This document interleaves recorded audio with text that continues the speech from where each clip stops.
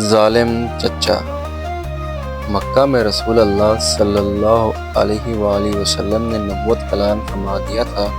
اس سے مکہ کے باشندے غصے سے بھڑک اٹھے۔ وہ تو بتوں کو اپنا خدا سمجھتے تھے۔ جب رسول اللہ صلی اللہ علیہ وسلم نے ان بتوں کو جھوٹا کہا تو کافروں کے لیے یہ بات برداشت ظاہر ہو گئی۔ وہ آپ صلی اللہ علیہ وسلم کو تنگ کرتے، اذیتیں دیتے، آپ صلی اللہ علیہ وسلم کے ساتھی کو مارتے پیٹتے، مگر پھر بھی لوگوں کو مسلمان ہونے سے نہ روک سکے۔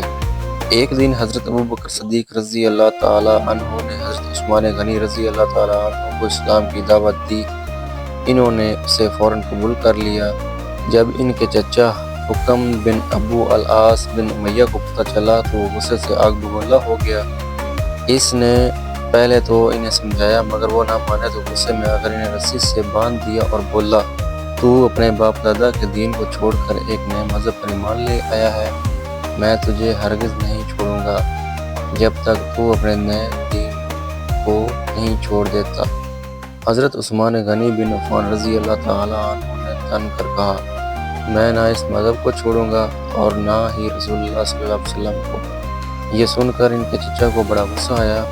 اس نے ایک بار پھر سمجھایا، اپنا آبائی مذہب چھوڑ کر ایک نظر نہ آنے والے خدا کی عبادت چھوڑ دو، مگر حضرت عثمان بن عفان رضی اللہ تعالیٰ عنہ نے اپنے چچا کی بات ماننے سے انکار کر دیا۔ اب تو ان کے چچا کو بڑا غصہ آیا۔ وہ گرجدار آواز میں بولا، عثمان اگر تو نے میری بات نہ مانی تو تمہیں بڑی سخت سزا دوں گا۔ حضرت عثمان بن عفان رضی اللہ تعالیٰ عنہ نے کہا، چچا آپ کچھ بھی کر لیں، اب میں یہ مذہب نہیں چھوڑ سکتا۔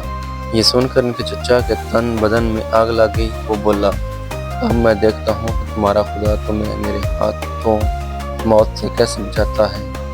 یہ کہہ کر اس نے آپ رضی اللہ عنہ کو چھڑی میں لپیٹا اور بری طرح مارنا شروع کر دیا، مگر آپ نے چچا کی بات نہ مانی۔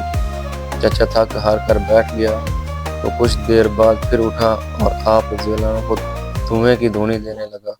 آپ رضی اللہ عنہ کا سانس بند ہونے لگا، مگر آپ نے پھر بھی اپنے چچا کی بات نہ مانی۔ جب آپ رضی اللہ عنہ کے چچا کا یہ اربا بھی ناکام ہو گیا تو اس نے آپ رضی اللہ عنہ کو بے تحاشا مارنا شروع کر دیا۔ مار کھاتے کھاتے آپ لہو لہان ہو گئے۔ آپ رضی اللہ عنہ کا چچا آپ رضی اللہ عنہ کو مارتے مارتے تھک گیا تو بولا، عثمان اب بتا گیا، اب بھی تو اس نظر نہ آنے والے خدا کی عبادت کرے گا؟ چچا کا خیال تھا کہ اس قدر مار کھانے کے بعد آپ رضی اللہ عنہ اس کی بات مان لیں گے اور عثمان رضی اللہ عنہ اپنے اکلوتے خدا کو بھول جائے گا۔ انہوں نے چچا کا دل جلاتے ہوئے کہا، میں اسلام کو چھوڑنے کا سوچ بھی نہیں سکتا، تم سے جو کچھ ہو سکتا وہ تم کر لو۔ یہ سن کر آپ رضی اللہ عنہ کے چچا کو پھر غصہ آ گیا۔ اس نے پھر آپ رضی اللہ عنہ کو مارنا شروع کر دیا۔ آپ رضی اللہ عنہ نے کہا، چچا چاہے مارتے مارتے میرے ٹکڑے کر ڈالو، میں تمہارے بتوں کی عبادت کبھی نہیں کروں گا۔ آپ رضی اللہ عنہ کے چچا نے یہ سنا تو وہ چمڑے کا کوڑا نکال لایا۔ اس نے آپ کو کھجور کی رسی سے جکڑ کر باندھ دیا۔ آپ رضی اللہ عنہ کو کوڑے مارنے شروع کر دیے۔ کوڑا جس طرح جسم پر پڑتا تھا وہاں سے کھال ادھڑ جاتی، تمام جسم زخموں سے چور ہو گیا، خون کی دھار بہنے لگی، لیکن چچا آپ رضی اللہ عنہ کے دل سے رسول اللہ صلی اللہ علیہ وسلم کی محبت کو نہ نکال سکا۔ آپ رضی اللہ عنہ کا چچا آپ کو مار مار کر تھک چکا تھا۔ جب اس نے دیکھا کہ آپ رضی اللہ عنہ کو کس طرح بھی نہیں مان رہے تو اس نے آپ رضی اللہ عنہ کو چھوڑ دیا اور اپنی ہار مان لی۔ ایک کے بدلے 10۔ حضرت ابوبکر صدیق رضی اللہ تعالیٰ عنہ مسلمانوں کے خلیفہ تھے۔ اس زمانے میں سخت قحط پڑا، بارش برسنا رک گئی، زمین نے چارہ اگانا چھوڑ دیا، لوگ بھوک کی وجہ سے مرنے لگے، جانور بھی چارہ نہ ملنے کی وجہ سے کمزور ہو چکے تھے۔ جب لوگ بھوک سے تنگ آ گئے تو وہ خلیفۃ المسلمین حضرت ابوبکر صدیق رضی اللہ تعالیٰ عنہ کے پاس آئے اور کہنے لگے، آسمان سے بارش نہیں آ رہی، زمین سے کچھ نہیں اگتا، بھوک سے ہم ہلاک ہو رہے ہیں۔ یہ سن کر حضرت ابوبکر صدیق رضی اللہ تعالیٰ عنہ نے کہا، صبر کرو، اللہ صبر کرنے والوں کے ساتھ ہے، وہی تمہاری مدد کرے گا۔ لوگ یہ سن کر واپس چلے گئے۔ اس دوران حضرت عثمان بن عفان رضی اللہ تعالیٰ عنہ ملک شام سے تجارتی سامان لے کر مدینہ منورہ پہنچے۔ جب انہوں نے دیکھا کہ یہاں لوگ بھوک سے مر رہے ہیں تو آپ بہت پریشان ہوئے۔ آپ کے مال میں قلعہ اور کھانے کی چیزیں بھی تھیں جب مدینہ کے تاجروں کو پتہ چلا کہ حضرت عثمان رضی اللہ تعالی عنہ شام سے غلہ لے کر آئے ہیں تو وہ دوڑے دوڑے آئے تاکہ آپ سے وہ غلہ خرید کر منہ مانگے داموں بیچ سکیں۔ وہ سب تاجر عثمان رضی اللہ تعالی عنہ کے دروازے پر جمع ہوئے اور دروازے پر دستک دی۔ حضرت عثمان رضی اللہ تعالی عنہ مسکراتے ہوئے گھر سے باہر آئے۔ تاجروں نے انہیں دیکھتے ہوئے کہا، ہم نے سنا ہے آپ شام سے جو تجارت کا سامان لے کر آئے ہیں، اس میں کھانے پینے کا سامان بھی موجود ہے، ہم وہ سامان خریدنا چاہتے ہیں۔ آپ رضی اللہ تعالیٰ عنہ وہ سامان ہمارے ہاتھ بیچ دیں، ہم آپ رضی اللہ عنہ کو آپ رضی اللہ کی سوچ سے بھی زیادہ منافع دیں گے۔ حضرت عثمان رضی اللہ تعالیٰ عنہ یہ سن کر مسکراتے رہے اور کہا، ٹھیک ہے، اندر آ جاؤ اور جتنا سامان خریدنا چاہتے ہو خرید لو، مگر پہلے اس کی قیمت طے کر لو تاکہ بعد میں جھگڑا نہ ہو۔ تاجروں نے یہ سنا تو بولے، آپ شام کی خریداری کے حساب سے 10 کے 12 لے لیں۔ یہ سن کر آپ مسکرائے اور بولے، یہ تو کم ہے، کچھ اور بڑھاؤ۔ اب تاجروں نے کہا، چلیں 10 کے 14 لے لیں۔ حضرت عثمان غنی رضی اللہ تعالیٰ عنہ نے کہا، کچھ اور بڑھاؤ۔ تاجر بولے، 10 کے 15 لے لیں۔ آپ رضی اللہ تعالیٰ عنہ اس پر بھی رضامند نہ ہوئے اور بولے، نہیں، یہ تو کم ہے، اگر تم سامان خریدنا چاہتے ہو تو کچھ اور بڑھاؤ، ورنہ میں یہ سامان کسی اور کے ہاتھ بیچ ڈالوں گا۔ یہ سن کر تاجر بولے، عثمان، ہمارے علاوہ مدینہ میں کچھ اور تاجر بھی ہیں، شاید وہ ہم سے کچھ زیادہ دے سکیں۔ حضرت عثمان مسکرائے اور کہنے لگے، بس ایک اور ذات ہے جو اس سے بھی زیادہ منافع دے گی، تو میں کیوں نہ اس کے ہاتھ یہ سب بیچ ڈالوں۔ تاجر یہ سن کر حیران رہ گئے، وہ کون ہے جو اس سامان کا ہم سے بھی زیادہ منافع دے گا؟ عثمان، یہ تم کیا کہہ رہے ہو؟ وہ کون ہے جو تمہیں ہم سے بھی زیادہ منافع دے گا؟ ذرا ہم بھی تو سنیں، کیا تم اسے نہیں جانتے؟ حضرت عثمان رضی اللہ تعالیٰ عنہ نے حیرت سے پوچھا، وہ ہے کون؟ تاجروں نے بے یقینی کے انداز میں پوچھا، تو سنو، وہ اللہ ہے جو ایک کے بدلے میں 10 دیتا ہے، کیا تم اس سے زیادہ منافع دے سکتے ہو؟ یہ سن کر تاجر خاموش رہ گئے اور پھر کچھ دیر بعد بولے، آپ ٹھیک کہہ رہے ہیں، ہم اتنا منافع نہیں دے سکتے۔ یہ سن کر آپ نے کہا، تو پھر یہ مال اللہ کے ہاتھ فروخت کروں گا جو مجھے ایک کے بدلے 10 دے گا، تو میں سامان بیچ کر میں گھاٹے کا سودا کیوں کروں؟ کیوں نہ مال اسے دوں جو مجھے ایک کے بدلے 10 دے گا۔ تاجر یہ سن کر خاموشی سے سر جھکا کر وہاں سے چلے گئے۔ حضرت عثمان بن عفان رضی اللہ تعالیٰ عنہ کے لبوں پر مسکراہٹ کھیلنے لگی۔ انہوں نے اپنا سارا سامان اللہ کی راہ میں وقف کر دیا۔ آپ نے اسی وقت غریبوں کو بلایا۔ لوگوں کو جب پتہ چلا کہ حضرت عثمان رضی اللہ تعالیٰ عنہ کھانے کا سامان اللہ کی راہ میں تقسیم کر رہے ہیں تو خوشی سے ان کے چہرے کھل اٹھے۔ انہیں اپنے کانوں پر یقین نہیں آ رہا تھا کہ کوئی شخص اس بھوک کے زمانے میں انہیں کھانے کا سامان مفت میں دے سکتا ہے۔ لوگ ٹولیوں کی صورت میں ان کے گھر کے باہر جمع ہونے لگے۔ حضرت عثمان رضی اللہ تعالیٰ عنہ نے سارا سامان ان کو سبوا کر میدان میں ڈھیر کر دیا، پھر اللہ کا نام لے کر وہ سامان غریب لوگوں میں مفت تقسیم کرنے لگے۔ لوگ جولیاں بھر بھر کر وہاں سے لوٹنے لگے اور حضرت عثمان رضی اللہ تعالیٰ عنہ کو دعائیں دینے لگے۔ حضرت عثمان رضی اللہ تعالیٰ عنہ لوگوں میں کھانے کا سامان تقسیم کر کے بہت خوش تھے۔ آج انہوں نے اللہ کے ساتھ تجارت کی تھی اور خوب کی تھی۔ اس رات حضرت عبداللہ بن عباس رضی اللہ تعالیٰ عنہ نے ایک خواب دیکھا۔ انہوں نے خواب میں دیکھا کہ رسول اللہ صلی اللہ علیہ وسلم ایک ابلک گھوڑے پر سوار تھے اور آپ صلی اللہ علیہ وسلم کے جسم مبارک پر نور کا لباس تھا۔ آپ صلی اللہ علیہ وسلم جلدی معلوم ہو رہے تھے۔ حضرت عبداللہ بن عباس رضی اللہ تعالیٰ عنہ نے پوچھا، اے اللہ کے رسول صلی اللہ علیہ وسلم، میں تو آپ صلی اللہ علیہ وسلم کی زیارت اور آپ صلی اللہ علیہ وسلم کی زبان مبارک سے کچھ سننا چاہتا تھا، مگر لگتا ہے آپ صلی اللہ علیہ وسلم جلدی میں ہے، شاید کہیں پہنچنا ہے۔ آپ صلی اللہ علیہ وسلم نے ارشاد فرمایا، ہاں اے ابن عباس، آج عثمان رضی اللہ تعالیٰ عنہ نے جو صدقہ دیا ہے، اللہ تعالیٰ نے اسے قبول کر لیا ہے اور جنت میں ایک حور سے شادی کر دی ہے۔ ہم آج اسی دعوت میں جا رہے ہیں۔ جنت کا باغ۔ مدینہ میں شدید قحط پھیلا ہوا تھا۔ کھانے کے لیے اناج کا ایک دانہ تک نہ تھا۔ لوگ ایک ایک نوالے کو ترس رہے تھے۔ جن لوگوں کے پاس جائیدادیں تھیں وہ انہیں اونے پونے بیچ کر دور دراز کے علاقوں سے کھانے پینے کی چیزیں خرید لاتے۔ ہر طرف موت کے سائے منڈلا رہے تھے۔ لوگ اللہ تعالیٰ سے بارش کی دعا کرتے مگر بارش بھی نہ ہو رہی تھی، زمین سوکھ کر بنجر ہو رہی تھی، جانور بھی بھوک سے ہلاک ہو رہے تھے۔ حضرت عثمان رضی اللہ تعالیٰ عنہ مدینہ کے بڑے تاجر تھے۔ ان کا تجارت کا سامان مختلف ملکوں میں آتا جاتا تھا، دولت کی ریل پیل تھی۔ اللہ تعالیٰ نے کسی چیز کی کمی نہ رکھی تھی۔ ایک دن ان کے گھر والوں نے ان سے کہا، ایک باغ انتہائی سستے داموں مل رہا ہے، آپ وہ باغ خرید لیں۔ یہ سن کر آپ درم لے کر وہ باغ خریدنے کے لیے چل دیے۔ ابھی راستے میں ہی تھے کہ لوگوں کو بھوک سے سسکتے دیکھ کر پریشان ہو گئے۔ یہ دیکھ کر آپ تڑپ اٹھے، آپ کی آنکھوں میں آنسو بھر آئے۔ وہ باغ خریدنا تو بھول گئے، اب لوگوں کی یہ حالت دیکھ کر ان کا دل دکھنے لگا تھا۔ بھوک سے لوگوں کے چہرے زرد ہو رہے تھے، بچے بھوک سے بلبلا رہے تھے، جانور مرنے کے قریب تھے، مدینہ میں ہر طرف موت کے سائے منڈلا رہے تھے۔ حضرت عثمان رضی اللہ تعالیٰ عنہ بڑے رحم دل انسان تھے، ان سے لوگوں کا تڑپنا دیکھا نہ گیا۔ انہوں نے باغ خریدنے کا ارادہ تو ملتوی کر دیا۔ وہ پیسے جو وہ باغ خریدنے کے لیے گھر سے لے کر آ گئے تھے، وہ سب پیسے لوگوں میں تقسیم کر دیے اور خود خالی ہاتھ گھر لوٹ گئے۔ گھر پہنچے تو گھر والوں نے پوچھا، کیا باغ خرید آئے ہیں؟ حضرت عثمان نے جواب دیا، ہاں میں نے باغ خرید لیا ہے، مگر جنت میں۔ کیا مطلب؟ گھر والوں نے حیرت سے پوچھا۔ میں نے راستے میں لوگوں کو قحط کی وجہ سے بھوک سے تڑپتے دیکھا، مجھ سے یہ برداشت نہ ہو سکا، میں وہ پیسے جو باغ خریدنے کے لیے گھر سے لے کر گیا تھا وہ سب لوگوں میں بانٹ دیے۔ باغ خریدنا زیادہ ضروری نہیں تھا، باغ تو پھر بھی خریدا جا سکتا ہے، سب سے اہم بات لوگوں کی بھوک مٹانا ہے، سو وہ کام میں اب اللہ اس کے بدلے مجھے جنت میں باغ دے گا۔ حضرت عثمان رضی اللہ عنہ نے کہا۔ حضرت عثمان غنی رضی اللہ تعالیٰ عنہ بہت سخاوت پسند انسان تھے، وہ اپنا مال اللہ کی راہ میں لٹاتے رہتے تھے۔ لوگ ان کی سخاوت کی وجہ سے انہیں عثمان غنی رضی اللہ تعالیٰ عنہ کہہ کر بلاتے تھے۔ مقدس انگوٹھی۔ مدینہ میں پانی کی بڑی قلت تھی، میٹھے پانی کے چاندی کنویں تھے، ان میں سے اکثر کنویں کے مالک یہودی تھے۔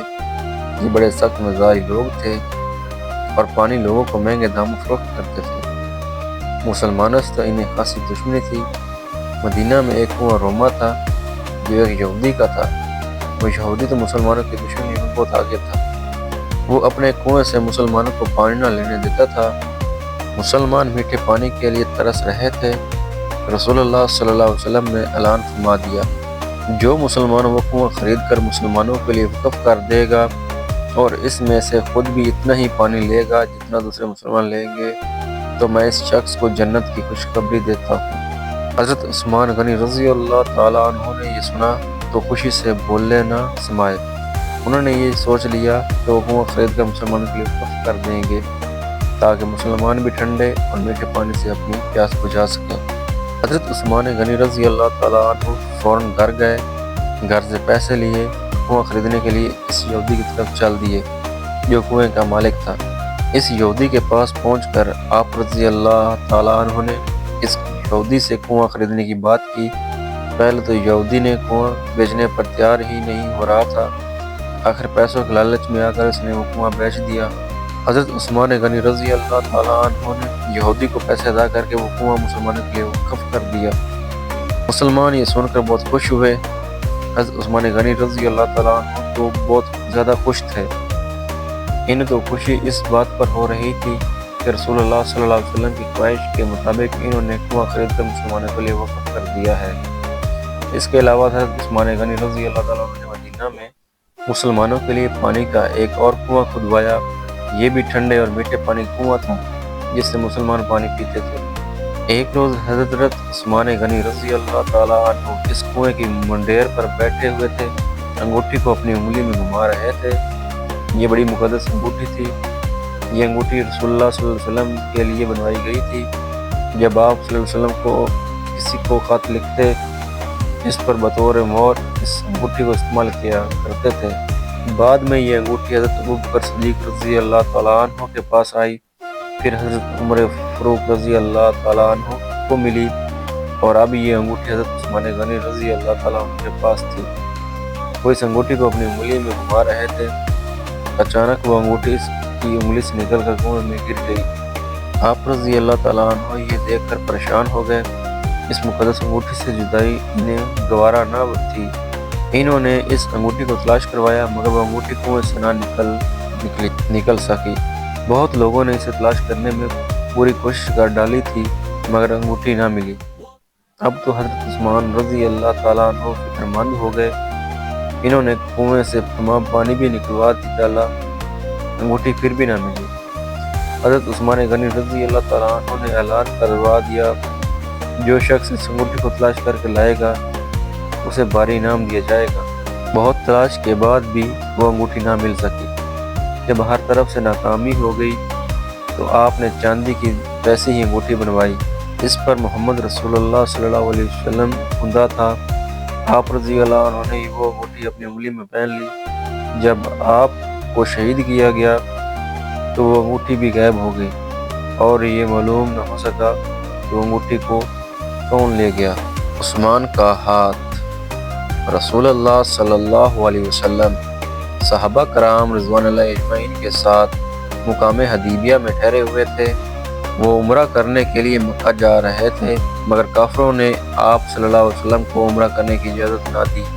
رسول اللہ صلی اللہ علیہ وسلم نے حضرت عثمان غنی رضی اللہ تعالیٰ عنہ کو اپنا سفیر بنا کر مکہ روانہ کیا تاکہ وہ کافروں کو بتا سکے کہ ہم صرف عمرہ کرنے کے لیے آئے ہیں، ہمارا جنگ کرنے کا کوئی ارادہ نہیں۔ رسول اللہ صلی اللہ علیہ وسلم نے فرمایا، عثمان رضی اللہ تعالیٰ عنہ تم مکہ جاؤ اور انہیں بتا دو کہ ہمارا لڑائی کا کوئی ارادہ نہیں ہے، ہم صرف عمرہ کرنے کے لیے آئے ہیں۔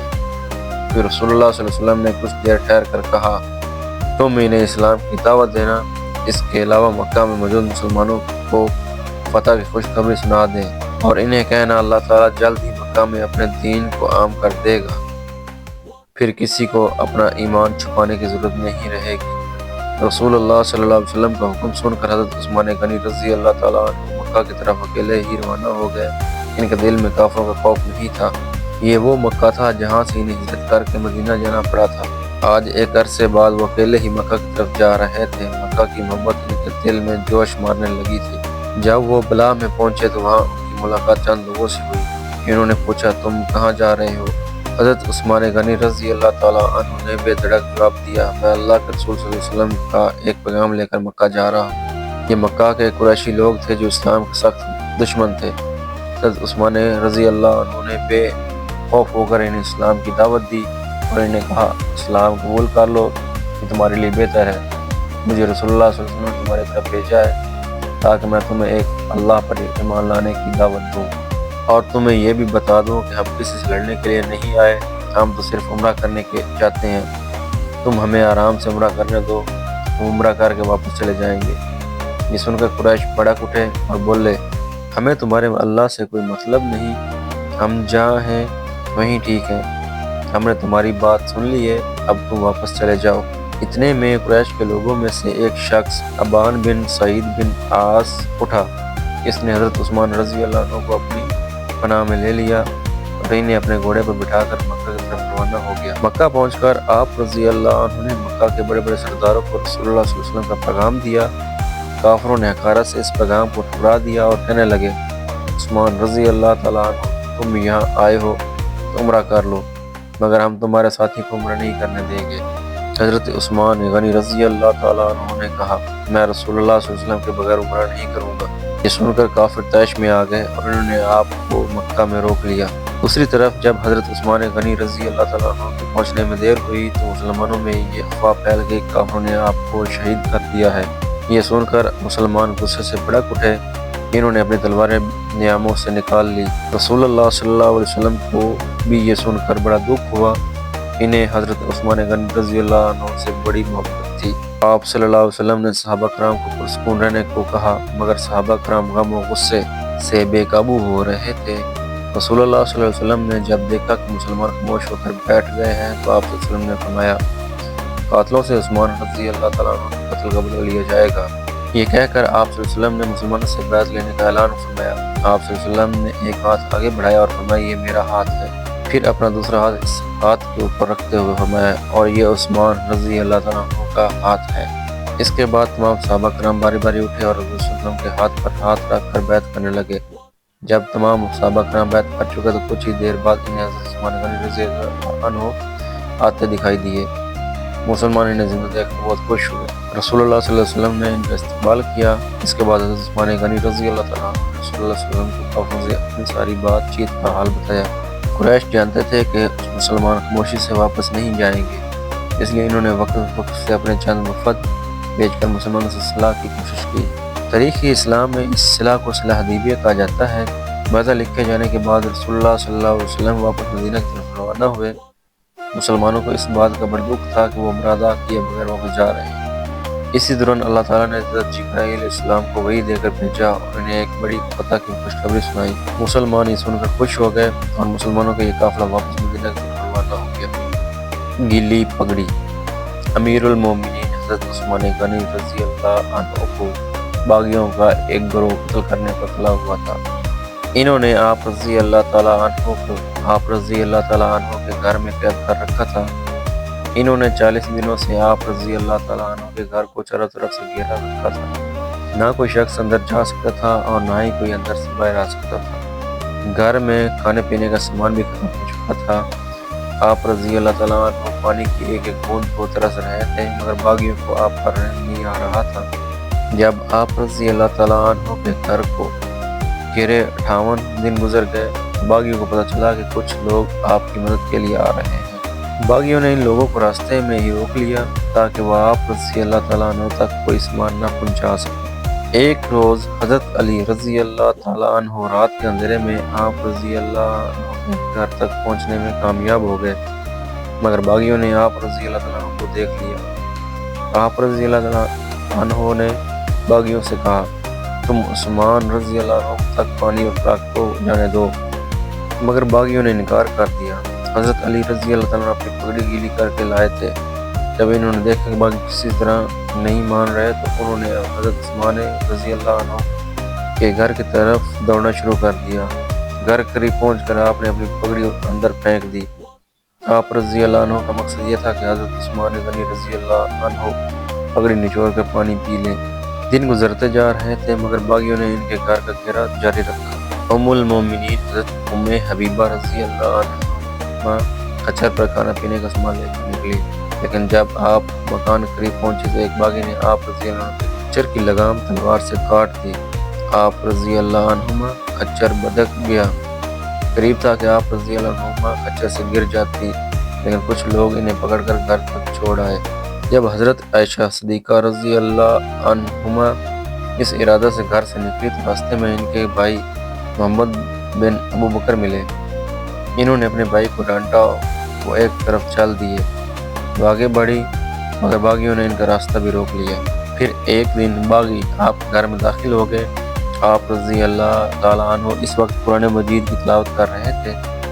کنانہ بن شبر نے آگے بڑھ کر خنجر سے آپ کی پیشانی پر وار کیا، پھر اس نے خنجر سے پسلی پر وار کیا، دوسرے پر سودان بن حمران نے وار کیا۔